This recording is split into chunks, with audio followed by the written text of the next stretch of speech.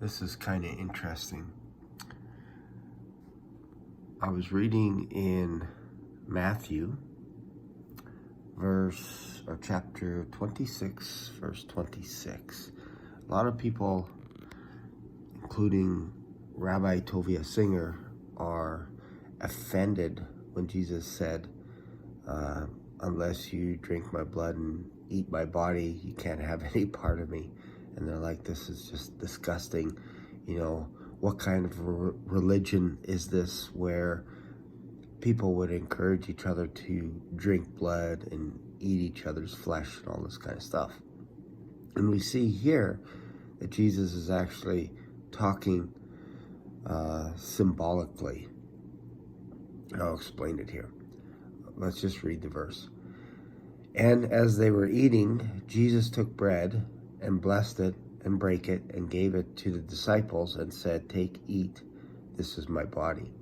And he took the cup and gave thanks and gave it to them, saying, "Drink ye all of it, for this is my blood of the New Testament, which is shed for many for the remission of sins." So we could see here that Jesus is talking about what's going to be happening to his body. He's going to be dying on the cross. His disciples don't know this just yet. And he's also going to shed his blood because a Roman soldier is actually going to pierce him. And obviously this is symbolic. Like, I know there are Roman Catholics that think this is actually, when they do communion, they're actually drinking Jesus' blood and they're actually eating his body and all this kind of stuff. But the only way you could figure this out is if you compare scripture with scripture. And because I've read the Bible almost 8 times in the last year and a half, you come across things, and the more you read the Bible, the more things pop out at you. And this is something I never really paid attention before.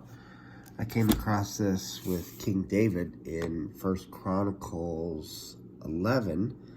This is where Israel's making David their king, and the author of Chronicles is actually retelling the story of King David and all his acts and everything, and how they gave him how the kingdom was given over to him after King Saul died. So they took over Jerusalem, and he's getting stronger and stronger. And then over here, we see in verse 11, that the author begins to talk about David's mighty man, the 3 mighty men. And then we get down here, right here, verse 15. Now the 3 of the 30 captains went down to the rock to David into the cave of Adullam, and the host of the Philistines encamped in the valley of Rephaim. And David was in the hold, and the Philistine garrison was then at Bethlehem. And David longed and said, "Oh, that one would give me a drink of the water of the well of Bethlehem that is at the gate." And the 3 break through the host of Philistines. I could almost make a whole video on just this alone. And drew out the water of the well of Bethlehem that was by the gate, and took it and brought it to David. But David would not drink of it, but poured it out to the Lord. And here's why. And said, "My God, forbid it me that I should do this thing. Shall I drink the blood of these men?" Now, clearly, David is not talking about drinking their blood. So let's continue. That have put their lives in jeopardy. That's what this means. For with the jeopardy of their lives they brought it. Therefore he would not drink it. These things did these 3 mightiest. So it's interesting that David says, "My God, forbid it me that I should do this thing." What thing? That I should drink the water from the well of Bethlehem. And he says it in a way that's different. He reframes it by saying, "Shall I drink the blood of these men?"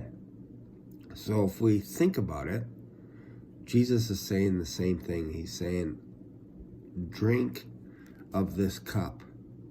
This is my blood, which I will shed from you. An innocent man risking his life for us, for mankind, and dying on the cross for us.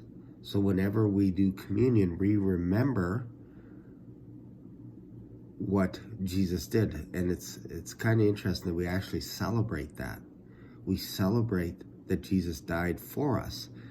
David was not going to celebrate by drinking the water from the well of Bethlehem, because he put his 3 men at risk. They could have died. His 3 mightiest men, the mightiest of the 30, could have died because they were so loyal to King David that they would risk their lives by going against the Philistines, 3 men against an army, just to get a taste of the well of Bethlehem.